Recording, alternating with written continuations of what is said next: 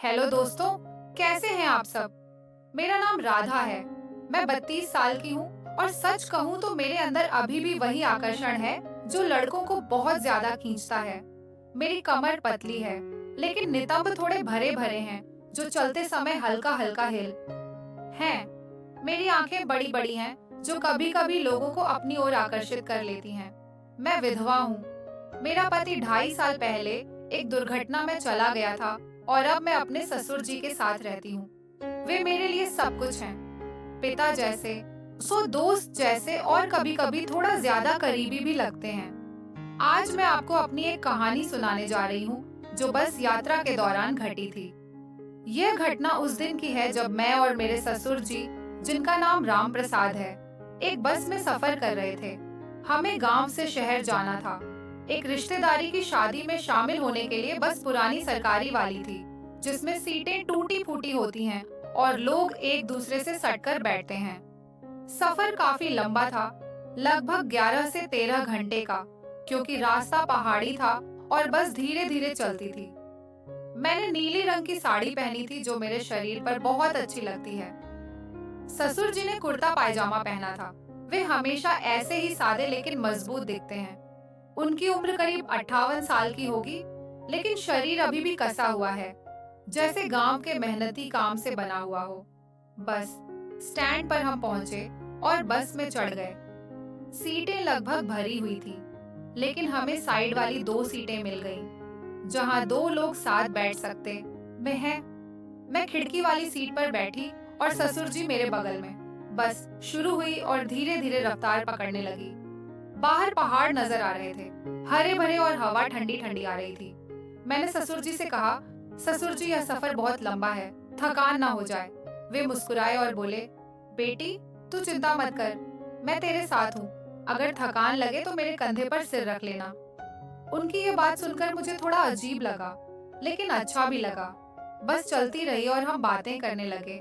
ससुर जी ने पूछा, राधा तू आजकल कैसी है, घर में अकेलापन तो नहीं लगता। मैंने कहा, नहीं ससुर जी आप है ना। लेकिन कभी कभी रातें बहुत लंबी लगती हैं, नींद नहीं आती। वे बोले, हाँ मुझे भी ऐसा ही लगता है, लेकिन हम साथ हैं, एक दूसरे का सहारा है। अगर कभी कोई जरूरत पड़े तो बता देना, मैं सब संभाल लूंगा। उनकी बातों में गहराई थी, जैसे वे मेरी हर परेशानी दूर करना चाहते हो। मैंने मुस्कुराकर कहा, हाँ ससुर जी, आपका सहारा ही तो मेरे लिए सब कुछ है। बस में थोड़ी हलचल हुई, क्योंकि रोड खराब था।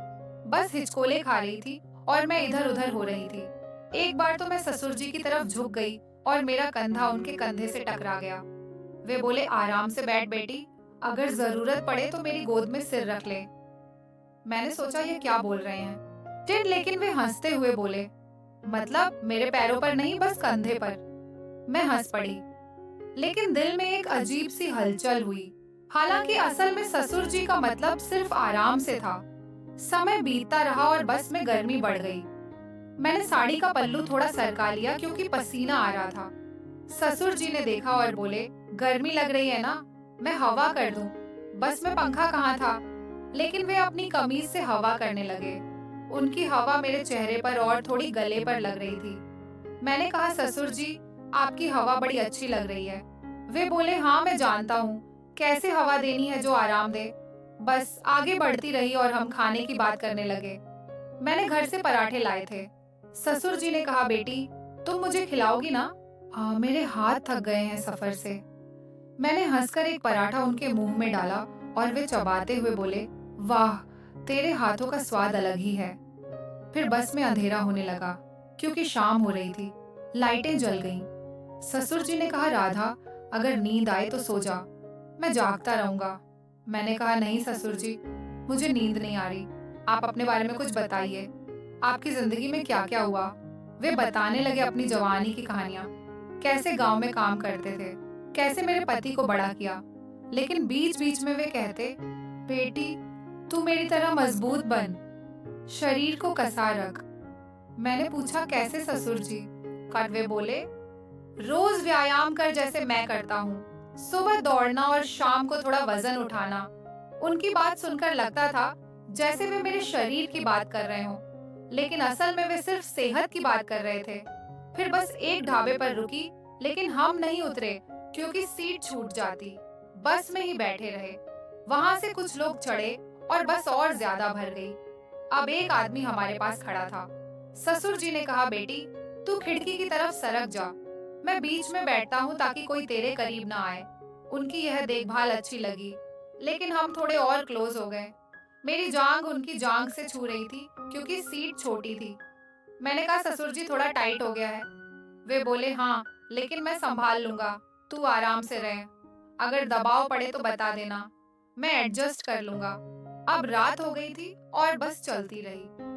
मैं थोड़ी थक गई थी तो ससुर जी के कंधे पर सिर रख लिया। वे बोले, आराम से रख बेटी, मैं हिलूंगा नहीं। उनकी सांसें मेरे बालों में लग रही थी और दिल में एक अजीब सी फीलिंग आ रही थी, क्या होगा अगर। लेकिन नहीं ससुर जी, ऐसे नहीं है। वे बोले, राधा तू जानती है ससुर होने के नाते मैं तेरी हर जरूरत पूरी करूंगा, चाहे वह कोई भी हो जरूरत। लेकिन असल में वे भावनात्मक बात कर रहे थे। मैंने कहा, हाँ ससुर जी, आप मेरे लिए सब कुछ हो। बस में अब सन्नाटा था, ज्यादातर लोग सो रहे थे। ससुर जी ने मेरी तरफ देखा और कहा, बेटी तेरी साड़ी थोड़ी सरक गई है, संभाल ले। मैंने देखा पल्लू थोड़ा नीचे आ गया था। मैंने ठीक किया। वे बोले, तू कितनी सुंदर है, जैसे कोई फूल, मैं तेरी रक्षा करूंगा। हमेशा सुंदर और अच्छा लगता था, जैसे वे कुछ और कहना चाहते हो लेकिन नहीं कहा। फिर ससुर जी ने अपनी कहानी जारी रखी। कैसे उनकी शादी हुई, कैसे वे अकेले हो गए, पर जब सास जी गुजर गई वे बोले, अब तू ही मेरा सहारा है और मैं तेरा, हम एक दूसरे को पूरा करते हैं। लेकिन असल में परिवार की इस दुनिया में हम दोनों ही एक दूसरे के सहारे थे। ससुर जी मुझे अपनी बेटी मानते थे और मैं उन्हें पिता। फिर समय बीतता रहा और बस में ठंड लगने लगी। मैंने कहा, ससुर जी ठंड लग रही है। वे बोले, आ मेरे करीब आ जा, मैं गर्मी दूंगा। मैं थोड़ा करीब सरक गई और उनकी बाह मेरे कंधे पर आ गई। वे बोले, ऐसे ही रहे, मैं तेरे शरीर को गर्म रखूंगा। लेकिन असल में वे सिर्फ देखभाल कर रहे थे, जैसे पिता करते हैं। हम बातें करते रहे गांव के रिश्तेदारों की। ससुर जी ने कहा, राधा तू कभी सोचती है दोबारा शादी के बारे में? मैंने कहा, नहीं ससुर जी, आप है ना, जो दोबारा शादी नहीं करूंगी क्योंकि मुझे किसी पर विश्वास नहीं है, आप ही मेरे सब कुछ हो। वे बोले, हाँ लेकिन अगर कोई अच्छा मिले तो मैं खुद करवा दूंगा, लेकिन फिलहाल मैं तेरी हर खुशी का ध्यान रखूंगा। फिर रात गहराती गई और बस एक टर्न पर झटका खा गई। मैं ससुर जी की गोद में गिरने वाली थी, लेकिन उन्होंने वो पकड़ लिया। उनकी बाहें मेरी कमर पर थीं। वे बोले, संभल बेटी। मैंने पकड़ लिया और फिर तुरंत हट गए और बोले, सॉरी अगर गलत लगा। मैंने कहा, नहीं पापा जी, आपका इसे संभालना बहुत अच्छा लगा। हम फिर बातों में लग गए। ससुर जी ने अपनी जवानी की एक कहानी सुनाई, कैसे वे एक लड़की से मिले थे लेकिन शादी नहीं हुई। वे बोले, जिंदगी में कुछ जरूरतें होती हैं जो पूरी नहीं होती, लेकिन अब तू है तो सब ठीक है। फिर मैंने कहा, पापा जी नींद बहुत आ रही है, मैं सो जाऊं क्या? पापा जी ने कहा, हाँ बेटी तू बेफिक्र होकर सो जा, मैं हूँ, सब देख लूंगा। फिर मैं सो गई और पापा जी जागते रहे। उनकी इतनी देखभाल मुझे बहुत अच्छी लगी। सुबह होने लगी, बस अभी भी चल रही थी। मैंने कहा, ससुर जी रात अच्छी कटी? वे बोले, हाँ तेरे साथ समय जल्दी बीतता है, तू मेरे लिए स्पेशल है। फिर हम बस में ही नाश्ता करने लगे। ससुर जी ने कहा, बेटी तू मुझे फिर से खिलाती है। मैंने खिलाया और वे बोले, तेरे हाथों में जादू है जो छूते ही अच्छा लगता है। अब बस शहर के करीब पहुंच रही थी। ससुर जी ने कहा, राधा ये सफर यादगार रहा, लेकिन एक बात बताऊं? मैंने कहा, हाँ ससुर जी। वे बोले, मैंने हमेशा सोचा है कि तू मेरी बहू नहीं बल्कि मेरी बेटी जैसी है, लेकिन कभी कभी लगता है जैसे हमारा रिश्ता और गहरा है। लेकिन फिर वे बोले, दरअसल मैं तेरे लिए एक रिश्ता देख रहा हूँ, एक अच्छा लड़का जो तेरी देखभाल करेगा। मैं नहीं चाहता कि तू अकेली रहे। मैंने कहा, नहीं पापा जी, आप हो, मुझे किसी की जरूरत नहीं है, आप ही मेरी सब जरूरतें पूरी कर देते हैं। इतना कहकर मैंने पापा जी को गले लगा लिया।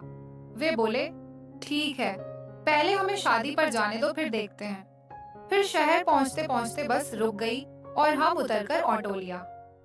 रिश्तेदार का घर पास ही था, लेकिन सफर की थकान अभी भी बदन में थी। ससुर जी ने मेरा सामान उठाया और बोले, बेटी तू आराम से चल, मैं सब संभालता हूँ। शाम को शादी है, तैयार हो जाना। मैंने हामी भरी, लेकिन मन में बस की रात की यादें घूम रही थी। शादी के घर पहुंचकर हमें एक छोटा सा कमरा मिला, जिसमें 2 बेड थे। मैंने साड़ी बदलकर नहाने का सोचा। ससुर जी बोले, राधा पहले तू नहा ले, मैं बाहर घूम आता हूँ। लेकिन अगर पानी गर्म ना हो तो बता देना, मैं गीजर चेक कर लूंगा। उनकी यह देखभाल हमेशा की तरह थी, लेकिन आज कुछ अलग लग रही थी। नहाते वक्त मैंने सोचा, क्या ससुर जी सच में सिर्फ पिता जैसे हैं या दिल में कुछ और है? पर नहीं, मैं ज्यादा सोच रही हूँ। शाम को शादी में कई डांस हो रहा था, संगीत बज रहा था। ससुर जी ने मुझे देखा और बोले, बेटी तू कितनी चमक रही है आज, चल थोड़ा डांस करें। मैं हंस पड़ी और उनके साथ थोड़ा नाची। भीड़ में हमारा हाथ छू गया। वे बोले, आराम से, मैं पकड़ लूंगा तुझे। रात देर तक शादी चली और वापस कमरे में आकर मैं थककर बेड पर गिर गई। ससुर जी ने कहा, राधा अगर ठंड लगे तो मेरे बेड पर आ जाना। मैंने मुस्कुराकर कहा, ससुर जी आप सो जाइए, कल वापसी का सफर है। लेकिन सोते वक्त उनकी आंखों में एक अजीब सी चमक थी, जैसे कुछ अनकहा हो। फिर हम सो गए। लेकिन रात के करीब 2 बजे, जब दोस्तों ये कहानी आगे जारी रहेगी। अगले भाग में क्या क्या होगा ये सब आपको अगले भाग में पता चलेगा, तो बने रहिएगा हमारे साथ।